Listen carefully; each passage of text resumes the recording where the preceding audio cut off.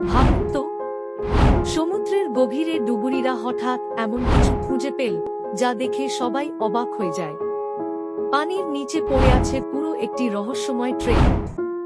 সমুদ্রের নিচে পাওয়া গেল রহস্যময় ট্রেন। অনেক বছর আগে একটি ট্রেন রহস্যজনকভাবে হারিয়ে যায় বলে গল্প ছড়িয়ে পড়ে। কেউ জানত না ট্রেনটি কোথায় গেল, কিন্তু বহু বছর পর ডুবুরিরা সমুদ্রের গভীরে অদ্ভুত কিছু আবিষ্কার করেন। পানির নিচে দেখা যায় মরিচা ধরা পুরনো ট্রেনের বগি। চারপাশে শুধু অন্ধকার আর নীরবতা দেখে মনে হচ্ছিল যেন ট্রেনটি হঠাৎ করেই সময়ের মধ্যে আটকে গেছে।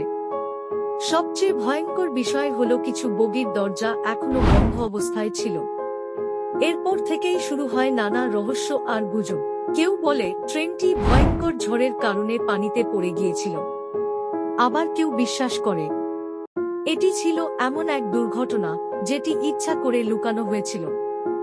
আরও ভয়ঙ্কর ব্যাপার হলো ডুবুরিরা নাকি সেখানে অদ্ভুত শব্দও শুনেছিল। আজও ট্রেনটির পুরো রহস্য কেউ জানে না।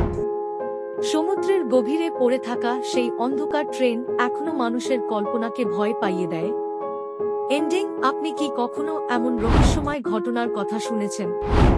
কমেন্টে জানান। আর এমন রহস্যময় ভিডিও পেতে সাবস্ক্রাইব করে পাশে থাকুন।